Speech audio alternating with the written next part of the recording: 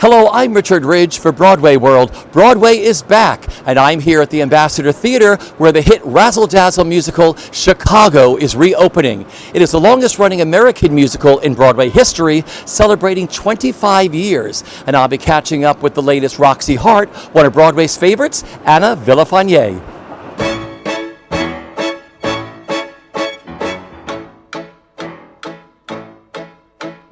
I am so excited to be standing here in front of the Ambassador Theater with you. Me too. Thank you. I feel like I haven't seen you in ages. This is so exciting. It's such a homecoming.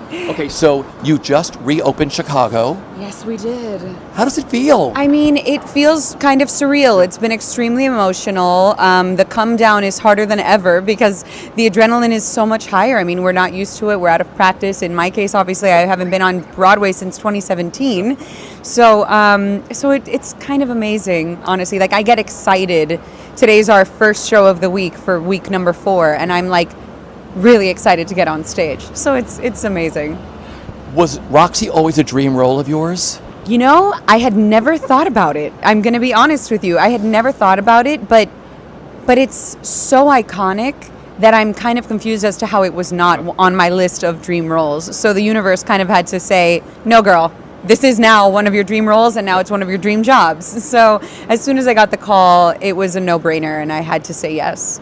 Okay, so let's talk about living in the world of Anne Reinking and Bob Fosse. That's big. It's very big. It's a very big challenge. It's a very big responsibility. It's also thrilling. So many little details that inform the character, that inform the story. And for me, just like the honor of being the first Roxie since Anne passed away is very major. And I take that very, very seriously. So I wish I could have gotten to meet her. And I wish I could have gotten to get her stamp of approval, but I feel it from time to time in other ways. I feel it in the theater. I feel it through the creative team who empowered me to get to the point that we're at now, and I feel it in the show. Yeah.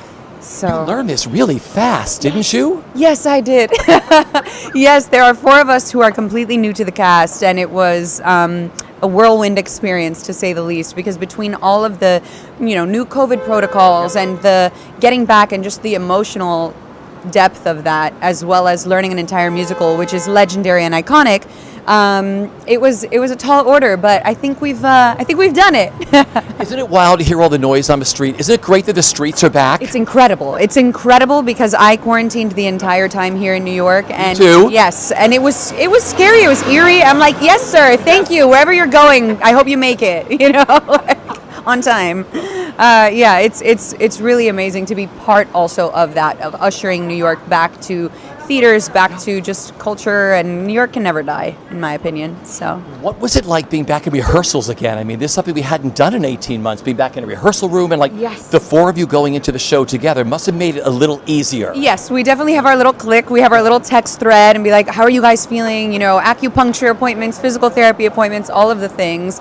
But it was daunting. It's also daunting because stepping into something that everybody knows and loves, America's longest running musical for 25 Broadway history, years. Yeah, and so celebrating 25 years actually right now. We love it. The paparazzi. Yes.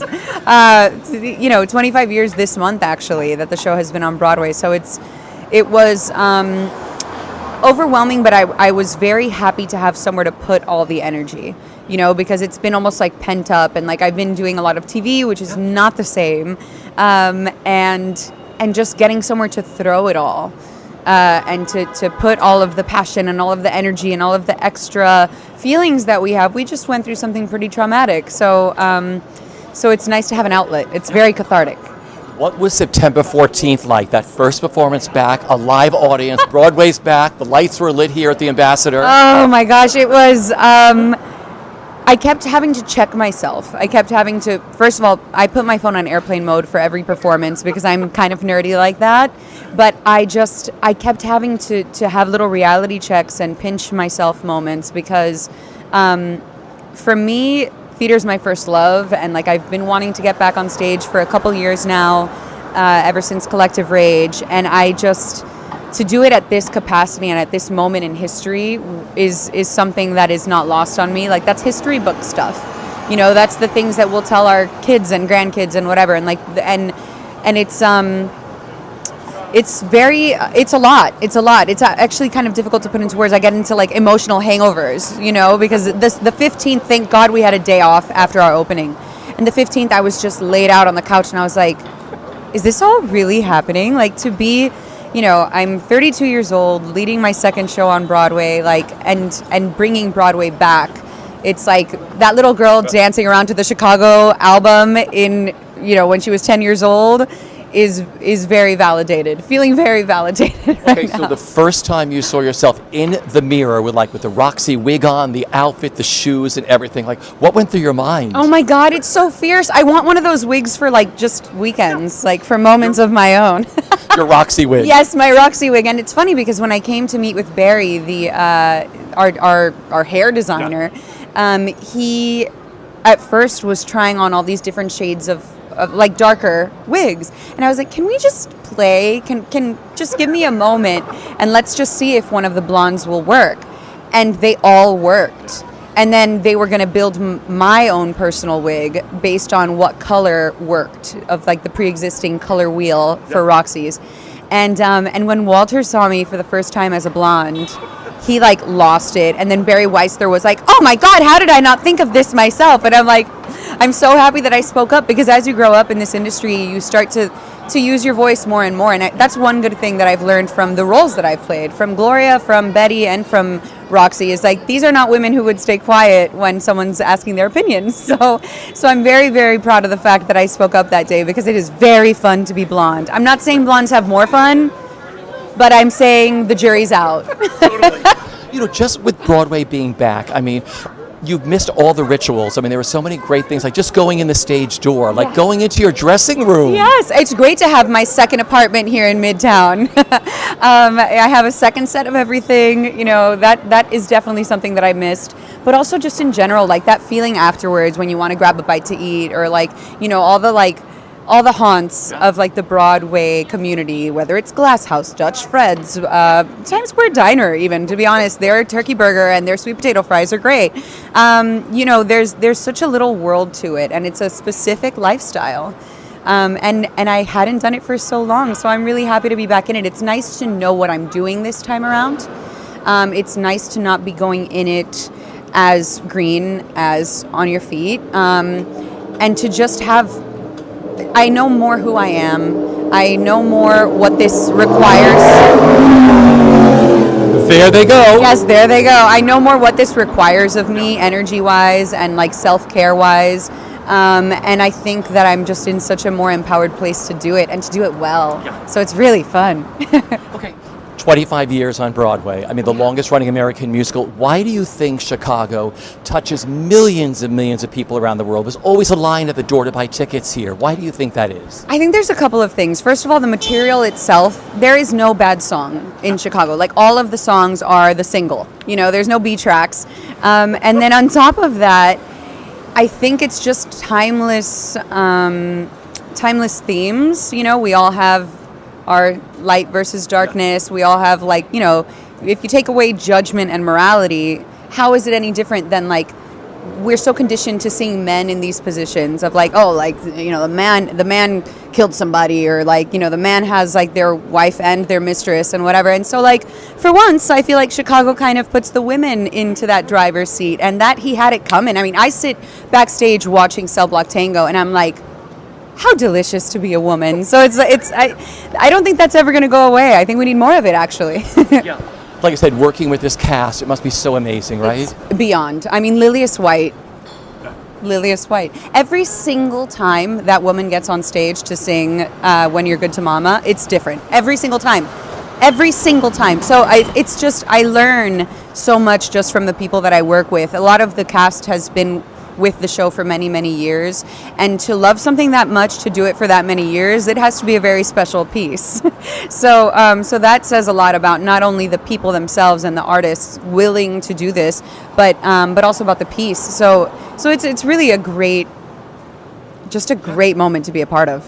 Bianca was Roxie, and now she's your Velma. Yes, and that's huge too, because she was one of the first people that I met when I moved to New York. So I did a concert with Gloria Estefan at the Ambassador Theater. No, not at the Ambassador, at the New Amsterdam. And and it was my first time performing on a Broadway stage, and it was for Viva Broadway, and Bianca introduced me, because at the time I believe she was playing Roxie. And I have actually pictures of when she came to see me in On Your Feet. And so she was one of my first like friends. We would do press together, a lot of stuff in Spanish. And she was always very nice to me. Her and Patina Miller were the first two people that were like extremely nice to me, that I didn't have to like prove myself first, you know? And so now it's great, because then coming into this so quickly and learning this beast of a role so quickly, and having her beside me, someone that I already trust, someone that we already have a shorthand, someone that like, you know, we would check up on each other during the pandemic, like in a normal way, just as friends. So it's been really, really special to be able to share this with her, someone I admire, someone who paved the way for me to even be in this position now. Here's the other truck. Here it goes. We love a truck. Liberty Contracting Corporation. I remember Gwen Verdon told me, and Anne Reinking told me, Gwen put Anne Reinking into the show and told her all the little things to do. So I'm sure Bianca gave you something like... Of course. Bianca was always like dropping little nuggets, especially in rehearsal, and saying, oh, because this is what this is going to be and whatnot. And then also Angel Rita, who is with the show right now, just for a couple of weeks to reopen it. She played Roxie for many years, and she's been giving, especially on the ladder for Funny Honey, so she'll give me a lot of tips and tricks about that. And everybody, it's beloved. It exists. I think that it is such a labor of love for so many people, and it's part of so many people's stories, that then now mine is kind of like a culmination of so many other ones before me. But then your Palo shot as your Billy Flynn. Very casual, very casual. I mean, I could listen to him sing me to... I want him to just sing me to sleep every night. It's really soothing. Yeah, his voice is incredible. It's I'm very, very grateful right now, and I feel like I'm I don't know. I feel like I'm exactly where I'm supposed to be. Yeah. You talked about all the great songs, singing Candor and Ebb. What's it like living in their world? Oh my gosh. I mean, it's very stylistic, which I love, but they raised all of my keys. So that was very special, and I felt very like, okay, thank you. Like it felt like a compliment, because Rob Bowman, our musical director, I mean, we were having a field day in rehearsals and just like switching from key to key, singing in all these different versions of the same incredible music. And Walter was the one who was like, no, I really want you to sing it. I want you to sing the F out of it, because we have you, so why not? And I was like, okay.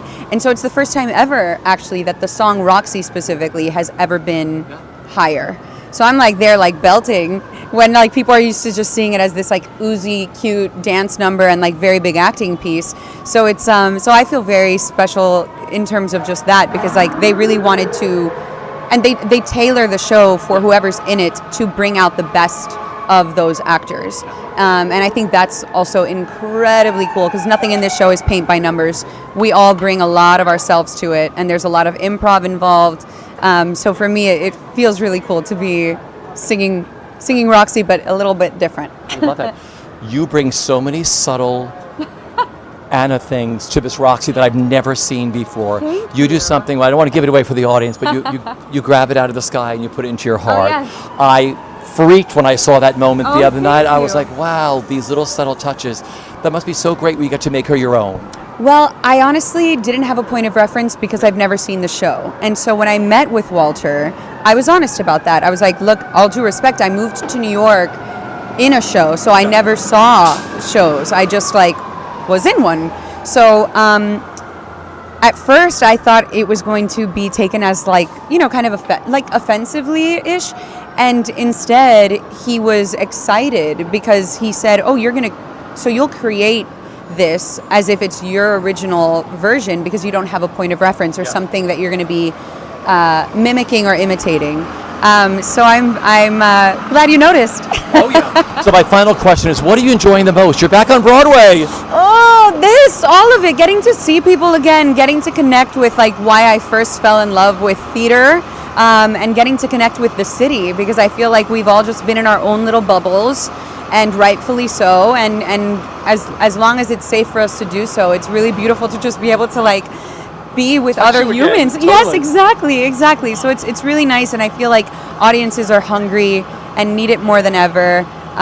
So it's really nice to be the conduit for that, for people to come into this building, and which is so rich in its own history, and to then be transported through what we do to for 2.5 hours get out of whatever it is that they're going through and just be able to go on this journey, specifically with Roxie, but with all of us that are on stage. It's really there's nothing like it. Well, I was here the other night. The house was packed. The audience was on their feet. There were people from all around the world speaking all these different languages, but we all had the same best time here at Chicago. So everybody out there, if you've seen Chicago or if you haven't seen Chicago, it's time to come back to see this wonderful lady, Ana Villafañe, play Roxie in the 25th year, right? Yes, 25 years of Chicago. Take care. Thank you.